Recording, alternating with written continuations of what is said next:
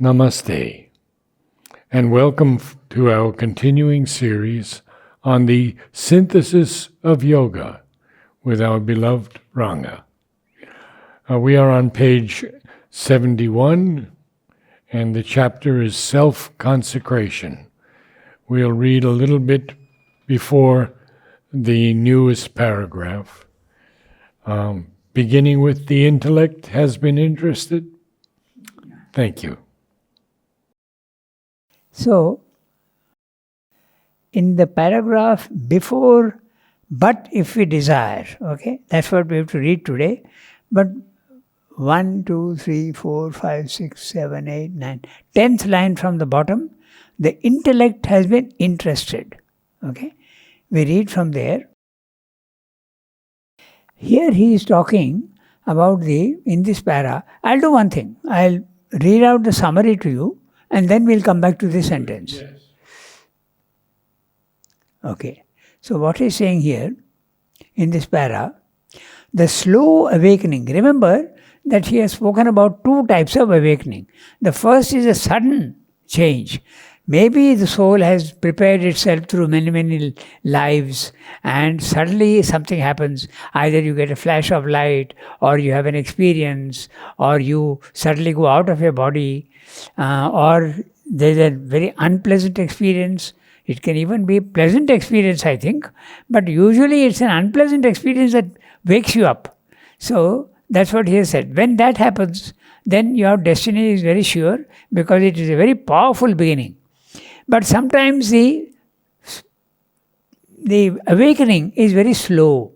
So that's what he is discussing in this paragraph, which I am going to now read the summary. Okay, so the slow awakening to the necessity of a spiritual life is more frequent than the sudden leap into the inner life.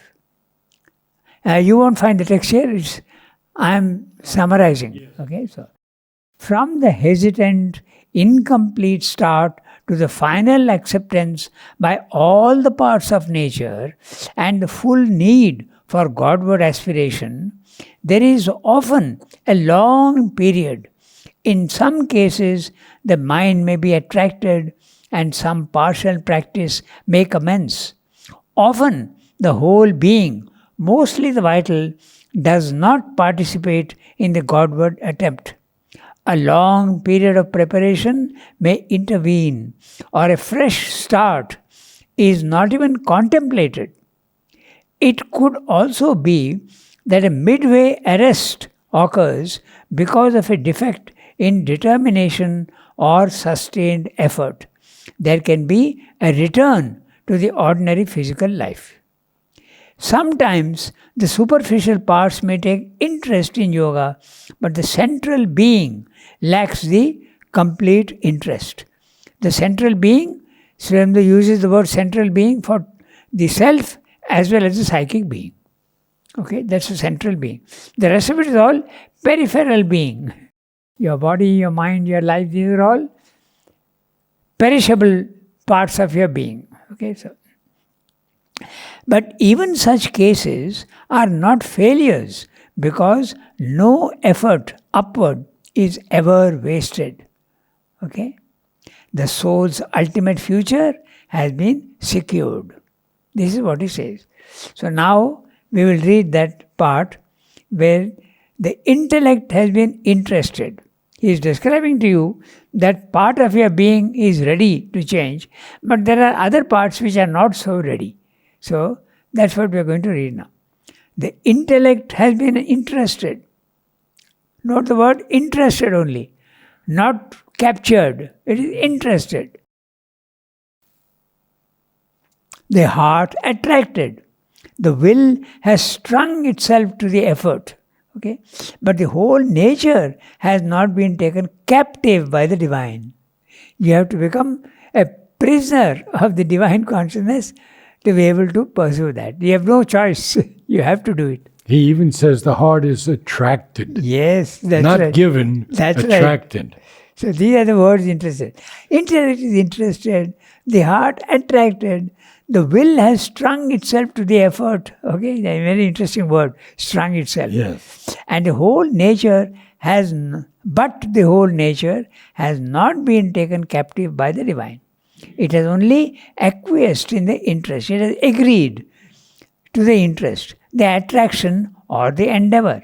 So, interesting, he is using three words: acquiesced in the interest, the mind; attraction, the heart; and the endeavor, the will. So, he is repeating what he said earlier with different words. Okay? There has been an experiment, perhaps even an eager experiment, but not a total self-giving to an imperative need of the soul or to an unforsakable ideal. Even such imperfect yoga has not been wasted, for no upward effort is made in vain. Even if it fails in the present or arrives only at some preparatory stage or preliminary realization, it has yet determined the soul's future. So, if it's a sudden awakening, the destiny is sure and much faster. But if it's a slow awakening, there can be ups and downs, there can be vicissitudes, there can be all sorts of problems. But the destiny ultimately is sure. That's what he's saying. So now we read the next para.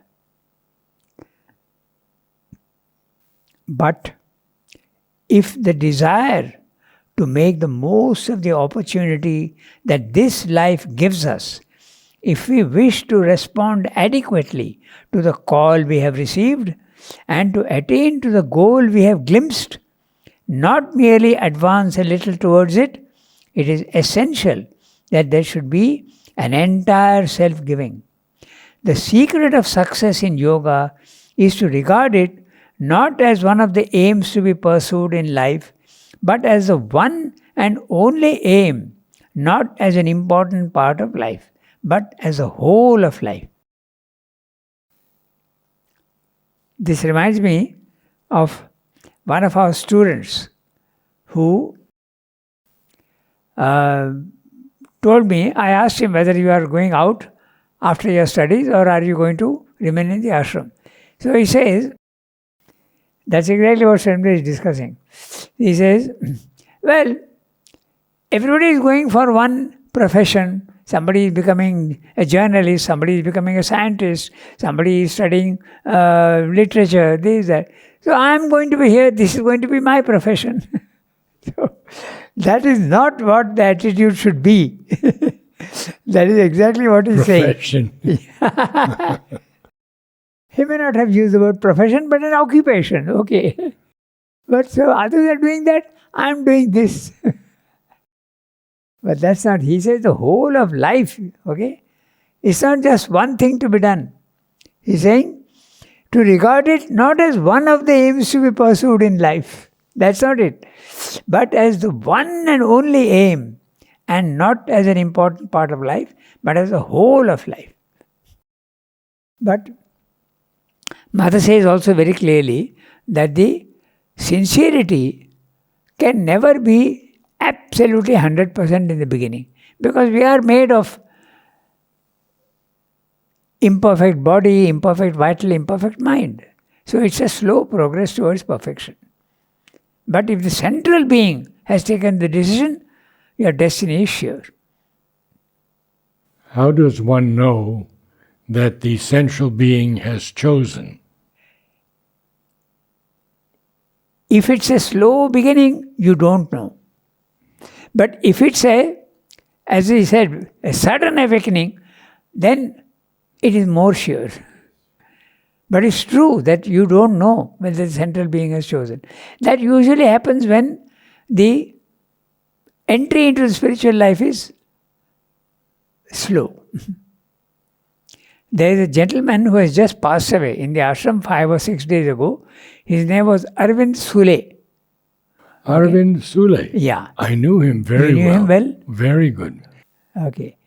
So, he had an interview with the archives, and in that interview he said that when he came here he came very early 40s or even late 30s, he came here, and he was wanting what is called initiation, Diksha, he wanted. But Srivendra told him that in my yoga there is no Diksha, you will automatically come to know that you are meant for this life. So he says that, okay, I don't know, but usually in our Indian yoga, you are initiated into the yoga by the Guru. But here Srimad is saying nothing.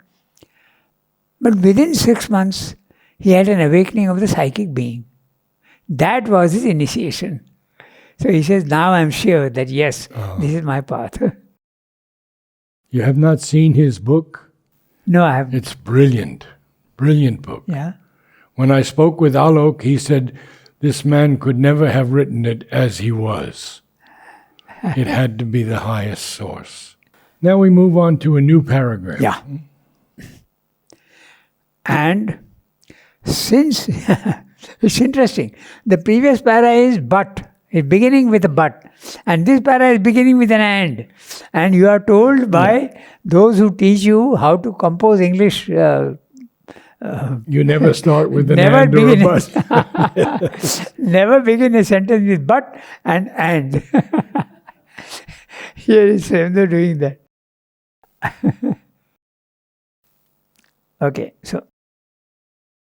And since yoga is in its essence a turning away from the ordinary material and animal life led by most men, or from the more mental but still limited way of living followed by the few, to a greater spiritual life, to the way divine, every part of our energies that is given to the lower existence in the spirit of that existence is a contradiction of our aim and our self-dedication.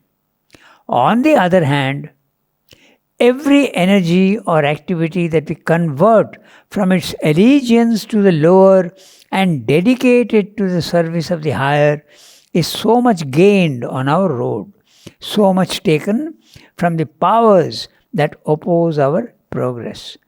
It is the difficulty of this wholesale conversion that is the source of all the stumblings in the path of yoga.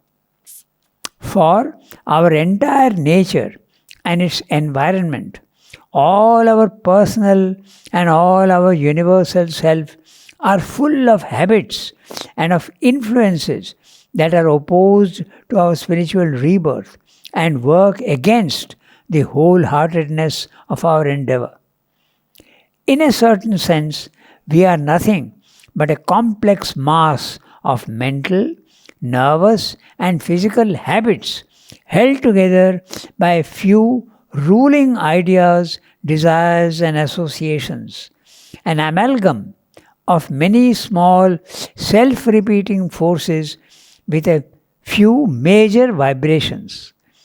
What we propose in our yoga is nothing less than to break up the whole formation of our past and present, which makes up the ordinary material and mental man, and to create a new center of vision and a new universe of activities in ourselves, which shall constitute a divine humanity or a superhuman nature. So, let's look at what he's saying.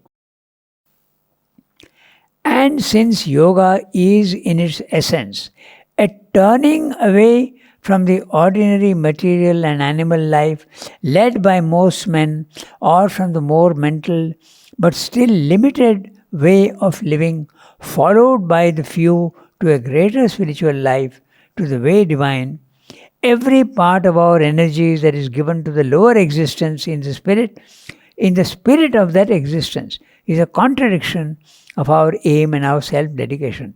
If you read little carelessly, it raises a problem. So you have to be very careful. Srimad is saying, yoga is in essence a turning away from the ordinary material and animal life. But on the other hand, he's saying, don't give up the physical world. So there seems to be a contradiction here. But in its essence, it's a turning away from the material and animal life by most men, but from the more mental and still limited way of living, followed by a few to a greater spiritual life. Every part of the energy that is given to the lower existence in the spirit of that existence. That's the important, that's the key part. You are doing everything in the physical world, okay? Let's take very simple things. I am eating because I enjoy food. And now you are, that's in the spirit of that lower existence. But now when you are eating, you are not doing it in the spirit of the lower existence, but you are offering it to the Lord and eating. So you have to turn. That spirit should not be of the lower type. So that's the interesting part. So there's no contradiction in what he's saying. But he's saying that after 4 or 5 phrases. So you have to note that, okay? Every part of our energy that is given to the lower existence, in the spirit of that existence, your whole attitude, whatever you are doing, you can do it in 2 ways, okay? I can do the work because I want success. That's a lower spirit. But I am doing the work because it has been given to me and I am offering that work to the divine. That's not in the spirit of the lower. So, turn everything towards the divine. That's what he's saying. Okay, so on the other hand, every energy and activity that we can convert from its allegiance to the lower, there you are. The allegiance to the lower, we have to turn it to the allegiance to the higher, the aspiration. Okay, so and dedicate to the service of the higher is so much gained on our road, so much taken from the powers that oppose our progress. So the more you go inwards or upwards and less outwards, you are benefiting. That's what basically he's saying. But he also speaks of the powers that oppose our progress. Yes, that's right. So the more you turn your normal activities outwards and do it for yourself, those are the powers that will take full advantage of you and oppose your. But the moment you change all your normal activities towards the divine, then those powers will not have so much power over you. And what are those powers? Your vital desires, your mental preferences, attachments. These are all the lower powers that will delay your progress. Oh, even mechanically. That's an interesting question. Yeah, and you have addressed that before. Please share that again. That's right. In the beginning, it is mechanical. Later on, it's not mechanical anymore. It becomes automatic, and also there is emotion. In the beginning, it may be mechanical without emotion, but that's the starting point. Remembrance all the time. Mother says, remember and offer. Remember and offer. Remember and offer. And that remembrance is very interesting. Okay? I tell the children, because most of them nowadays, they have bikes. They come to knowledge on your scooters and motorbikes and all. So I tell them that when you are riding you are coming out of your house, think that mother is sitting on the pillion behind you. So that's the type of remembrance that you have. So every time, and the activities are structured in the ashram in such a way that this remembrance is encouraged. When you start your school, there is a meditation for 2-3 minutes, 5 minutes normally. And then at the end, there is nothing in the school. But in the playground, you have a concentration for 2-3 minutes before you start your activities. And then at the end also, you are all made to stand in a line and 2 minutes of concentration. So, this beginning and end concentration, slowly, it covers the whole activity. In the beginning, it's only the beginning and end, but slowly it covers. I have a very interesting image for that. In the tennis ground, you've been to the tennis ground? Oh, yes. You have seen that along that parapet wall, there's a patch of grass. Mm-hmm. You've seen that? The basketball courts don't have grass, but there's a small patch of grass. Now that patch of grass doesn't extend everywhere. But one day they decided to extend it elsewhere also. So what did they do? They took a little bit, put a small patch here, put a small patch here, put a small patch here. And slowly, that grass covers the whole place slowly. So exactly this. Remembrance in the beginning is a patch. The remembrance at the end is a patch. Slowly, slowly, it will extend and cover your whole life. So that's what you have to do. Remembrance and offer. Remember and offer. So, it is this difficulty of this wholesale conversion that is the source of all the stumblings in the path of yoga. For our entire nature and its environment, all our personal and all our universal self are full of habits and of influences that are opposed to our spiritual rebirth and work against the wholeheartedness of our endeavor. Note, he is saying, all our personal and our universal self. Even when you have gone into the level 2, the spiritual planes of consciousness, there also there are problems. All these problems disappear only at the third level in the supermind. There is a very interesting thing what they say. Because there is activity in the lowest, level 1, in the physical world there is activity, there is movement, so your progress can be much faster here. But the moment you have realized and you become, you are a soul in the subtle world, in the spiritual world, you can progress, but it is much slower. But here it is much faster. You are much more in imperfection here, but you can progress faster. And when you go into the spiritual world, you are much purer now. But if you want to go further up, it is slower. The opportunity given in the physical world is huge, and we should not waste that. In a certain sense, we are nothing but a complex mass of mental, nervous and physical habits held together by a few ruling ideas, desires and associations, an amalgam of many small self-repeating forces with a few major vibrations. What we propose in our yoga is nothing less than to break up the whole formation of the past and present, which makes up the ordinary material and mental man, and to create a new center of vision and a new universe of activities in ourselves, which shall constitute a divine humanity or a superhuman nature. So, there is the image very often of the remodeling, and this can happen also at the physical level. There is a remodeling of the brain, there is a remodeling of the vital, and a rebuilding, a renovation.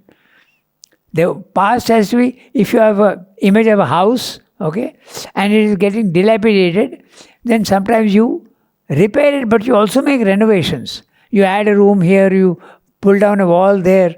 This is what has to be done in the yoga also. So very often the image is that of a house being totally renovated. That's what the yoga is all about. A rebuilding.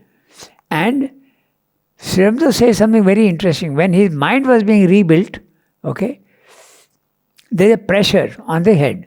So some people ask him that when I am concentrating, I feel a pressure on the head. Okay, so Sri Aurobindo said that's normal because the higher consciousness is trying to enter, but the pressure is because of the resistance. So he says, I used to feel as though someone is drilling my head. Oh. He used the word drilling. So that is the extent of the renovation. That has to be done. Then the vital has to be changed. So a lot of things have to be broken down and rebuilt. Even the body undergoes changes. There was a gentleman in Auroville. Now he is not there. I can even take his name. But better not. He used to work in Matra Mandir. He was also doing yoga and he was seeing changes in his body. So he mistook it for a supramental transformation. But that's not it. When you are doing yoga, there are changes that occur in the body also. There are changes that occur in your mind. You will start saying, I am thinking in a totally different way. There's light also coming into my mind. My vital is much purer than it was before. There's a rebuilding that occurs. And there are changes in the body also. So he took it for transformation, but it's not transformation. That's very, very far away. So that's what he's saying here. See, he's saying, create a new center of vision and a new universality between outside which shall constitute a divine humanity or a superhuman nature. Note the words. What we propose in our yoga is nothing less than to break up the whole formation of our past and present. There is a total breaking up of the past and rebuilding. Which he calls an amalgam of many small self-repeating forces. Yes. If we look at ourselves, we'll see that our way of thinking is repetitive. If we see also our vital habits, what is a habit? It goes on repeating itself. Mm-hmm. So this is what he's talking about. Even physically, sometimes there are habits, physical habits, which go on repeating. So these repetitive movements in the physical, the vital and the mind have to be broken. There should be no more repetition of the old systems. And another thing we should note also, he's saying, in a certain sense, we are nothing but a complex mass of mental, nervous, physical habits. Why is he saying that? Because that's what we normally feel. This is what I am. This is my mind, this is my vital and my body. But saying, in a certain sense, we are this. But you are not only that, you are also the soul, you are also the psychic. One day we discussed that, na? You are your subconscious, you are your inconscient, you are the intraconscient, and you are also the superconscient. Last time I didn't mention the circumconscient also you are. The circumconscient is your aura. Yes. This is what you are, but you are not conscious of it. So all that you have to become. That's a yoga. We read the next para. The first necessity is to dissolve that central faith and vision in the mind which concentrate it on its development and satisfaction and interests in the old externalized order of things. It is imperative to exchange this surface orientation for the deeper faith and vision which see only the divine and seek only after the divine. The next need is to compel all our lower being to pay homage to this new faith and greater vision. All our nature must make an integral surrender. It must offer itself in every part and every movement to that which seems to the unregenerated sense mind so much less real than the material world and its objects. Our whole being, soul, mind, sense, heart, will, life, body, must consecrate all its energies so entirely and in such a way that it shall become a fit vehicle for the divine. This is no easy task, for everything in the world follows the fixed habit which is to it a law and resists a radical change. And no change can be more radical than the revolution attempted in the integral yoga. Everything in us has constantly to be called back to the central faith and will and vision. Every thought and impulse has to be reminded in the language of the Upanishad. That is the divine Brahman and not this which men here adore. Every vital fiber has to be persuaded to accept an entire renunciation of all that hitherto represented to it its own existence. Mind has to cease to be mind and become brilliant with something beyond it. Life has to change into a thing vast and calm and intense and powerful that can no longer recognize its old blind eager, narrow self of petty impulse and desire. Even the body has to submit to a mutation and be no longer the clamorous animal or the impeding clod that it now is, but become instead a conscious servant and radiant instrument and living form of the Spirit. Okay, so beautiful description. He's telling you very clearly it's not easy. Okay, so it's difficult, but it's worth it. And he says elsewhere also that you will be surprised yourself as to what you were and what you are becoming if it is done with intensity. Okay, so this first sentence, we have to understand what is meaning. Okay, because there was a very intelligent boy he used to teach computer science. Okay, he's still there. So he could not understand this sentence. So let's see whether we understand this sentence, what is exactly meaning. The first necessity is to dissolve that central faith and vision in the mind, which concentrated on its development and satisfaction and interest in the old externalized order of things. In other words, to put it very simply, the language is very complex because he is taking everything into account. What it basically means is, turn your gaze, we are always turning our gaze outwards. And we have a faith that this is the reality. That has to change. It has to go inwards. That's the next sentence, he tells you that. It is imperative to exchange the surface orientation going outwards. And unfortunately, all your senses are built in such a way that they go outwards. You don't have a single sense which goes inwards. There is one sense which goes inwards, your mind. All the other 5 senses are going outwards. So, that's why we are so outward oriented. Okay, so the second sentence makes it clear. It is imperative, absolutely essential, unavoidable to exchange this surface orientation for the deeper faith and vision which see only the divine and seek only after the divine. So, your attention going outwards has to now start going inwards. That's what basically is meaning.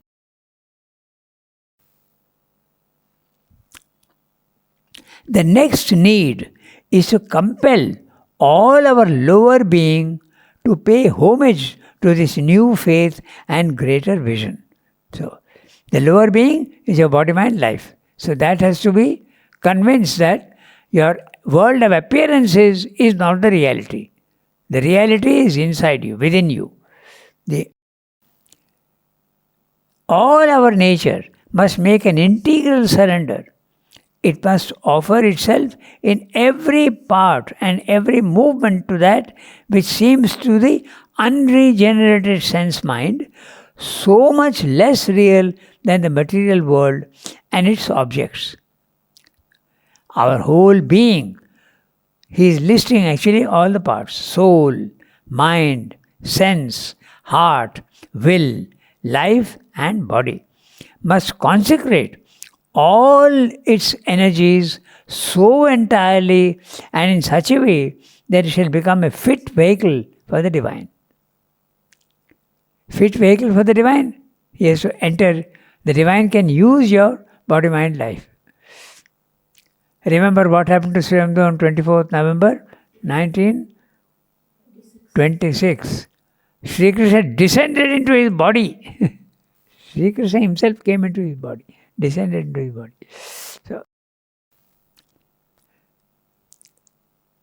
So, become a fit vehicle for the divine. This is no easy task, for everything in the world follows the fixed habit which is to it a law and resists a radical change. No change can be more radical than the revolution attempted in the integral yoga. Everything in us has constantly to be called back to the central faith and will and vision. every thought and impulse has to be reminded in the language of the Upanishad. That is the divine Brahman, and not this which men here adore. Not the outward world, but the inner world. Okay? Every vital fiber has to be persuaded to accept an entire renunciation of all that hitherto represented to it its own existence. Mind has to cease to be mind and become brilliant with something beyond it. Life has to change into a thing vast and calm and intense and powerful that can no longer recognize its old, blind, eager, narrow self of petty impulse and desire. It will not even recognize what I was and what I am today. You'll be surprised yourself, he says in a letter. Okay, so even the body has to submit to a mutation. There you are. Even the body undergoes a change. It's not the transformation that he's talking about here. That's different. Mutation, there are changes in the body. And can no longer, and be no longer the clamorous animal. Very interesting.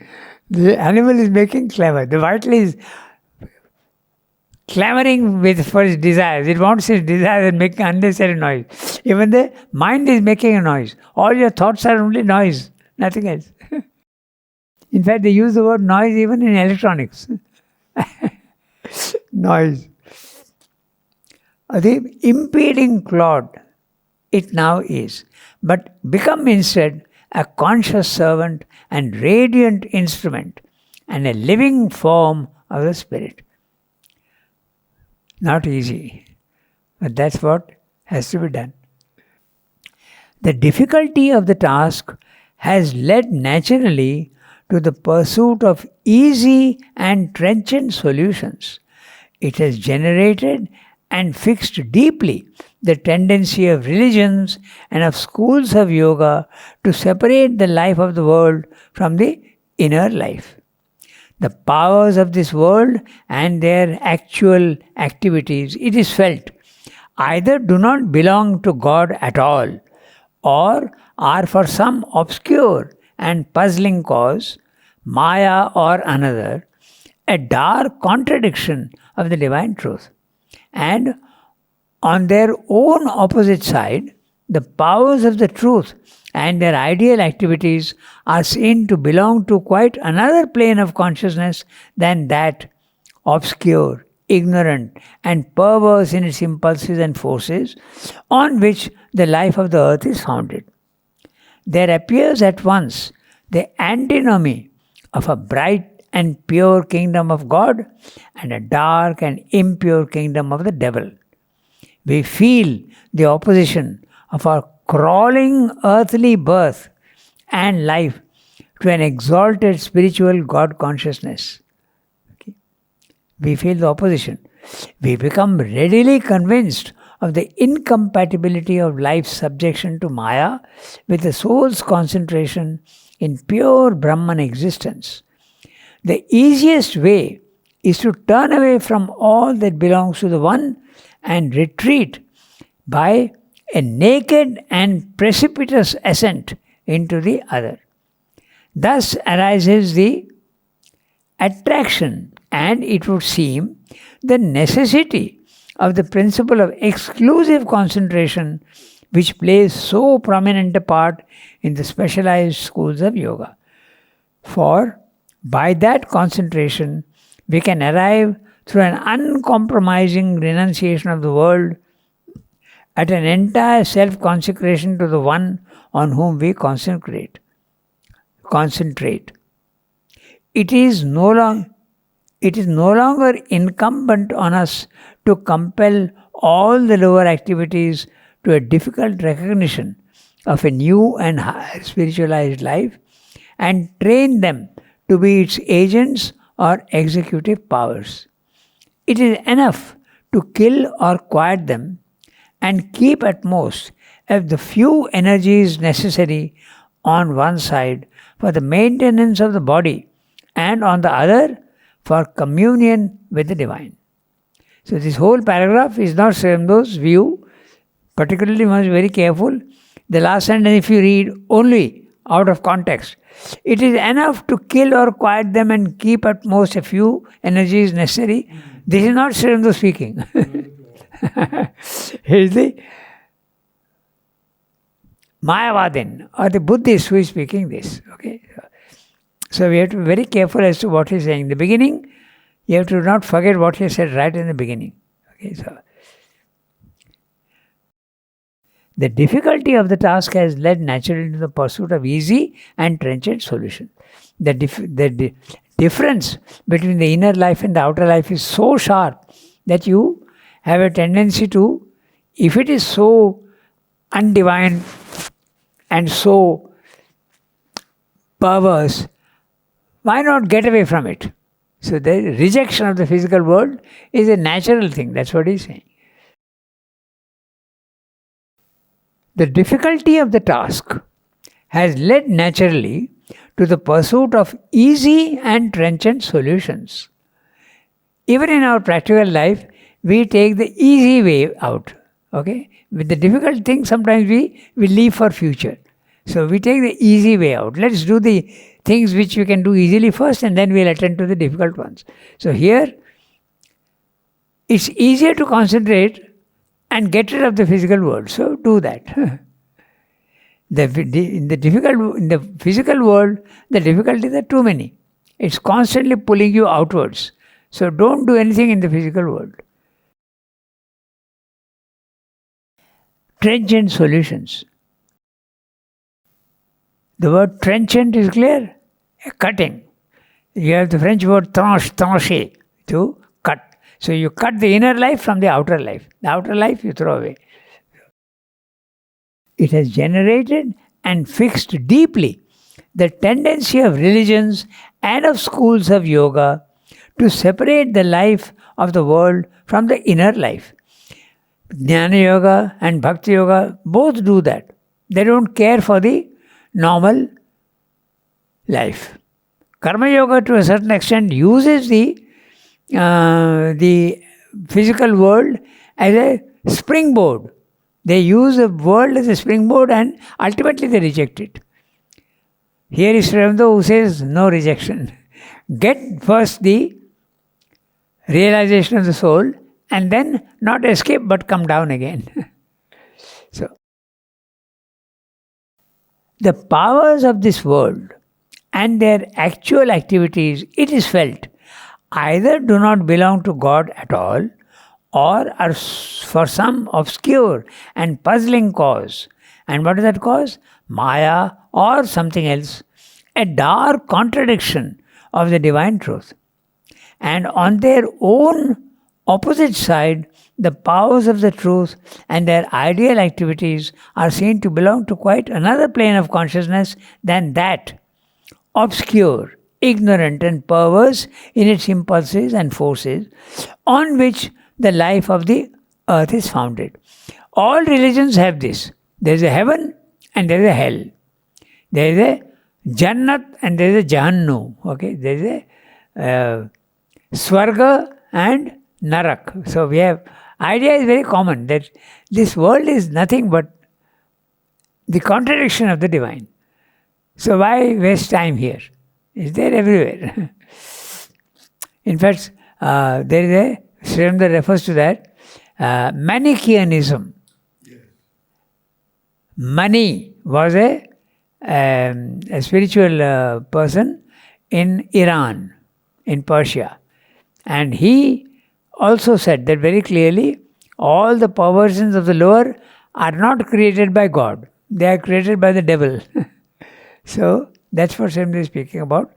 And saying it's very easy to reject the lower. It's easier to reject the lower and go to the higher only. Much more difficult to accept the lower and change it into something else. Okay, so, divine con.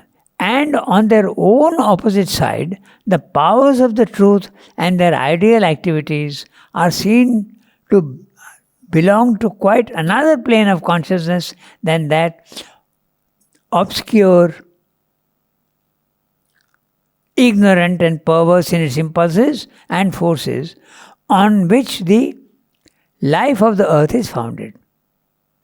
So, actually, that word that, you have to remove that obscure, so you have to read it this way. Are seen to belong to quite another plane of consciousness than that on which the life of the earth is founded. He suddenly put inside another phrase, more descriptive. Okay, so there appears at once the antinomy of a bright and pure kingdom of God and a dark and impure kingdom of the devil. So, antinomy, opposition. Okay? Of a bright and pure kingdom of God and a dark and impure kingdom of the devil. We feel the opposition of our crawling earthly birth. Crawling, you're not walking, you're not running, you're crawling earthly birth and life to an exalted spiritual God consciousness. We become readily convinced of the incompatibility of life's subjection to Maya with the soul's concentration in pure Brahman existence. The easiest way is to turn away from all that belongs to the one and to retreat by a naked and precipitous ascent into the other. He is talking of an ascent, okay? He is talking of the Jnana Yoga. He is talking of not the Bhakti Yoga, because it's an ascent. And that ascent can be naked. You are getting rid of all your clothes. And what are your clothes? Your body, mind, life are the clothes of the soul.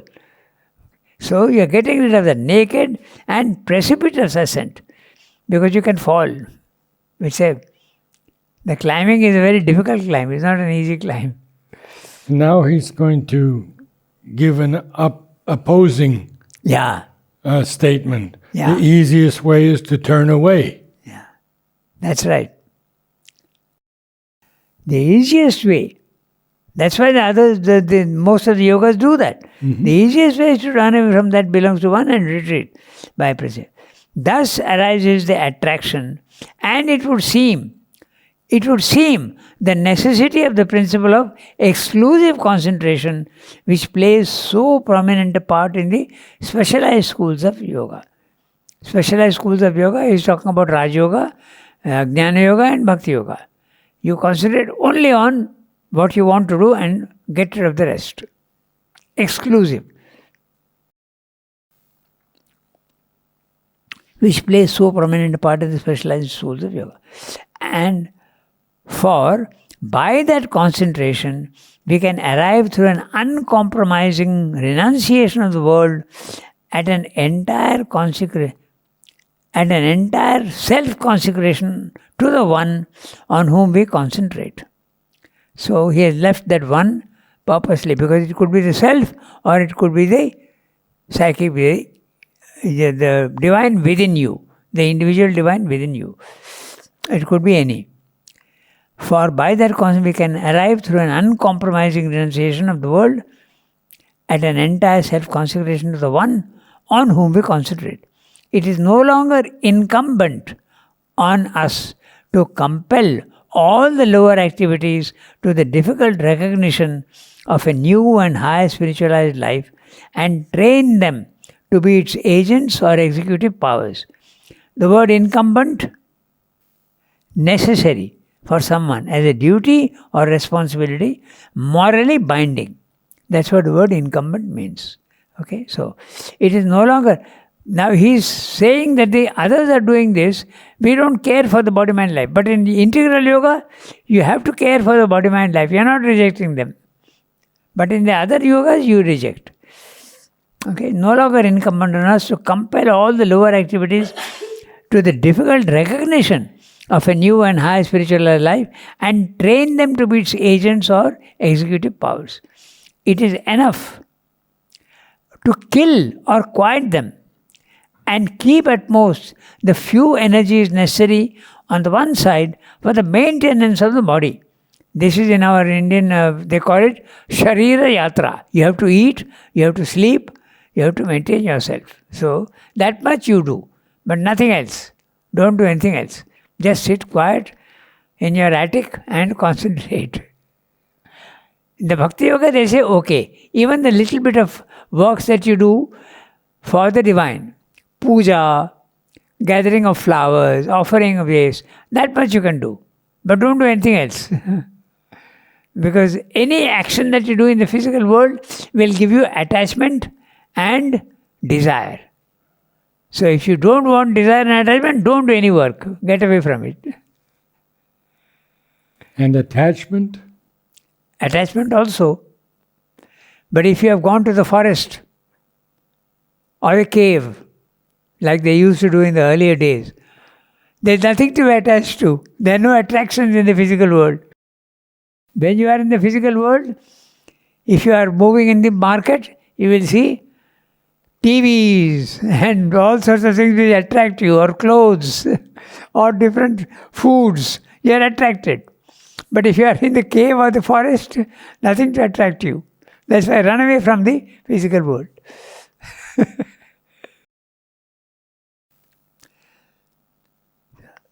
Maintenance of the body, and on the other, for communion with the divine.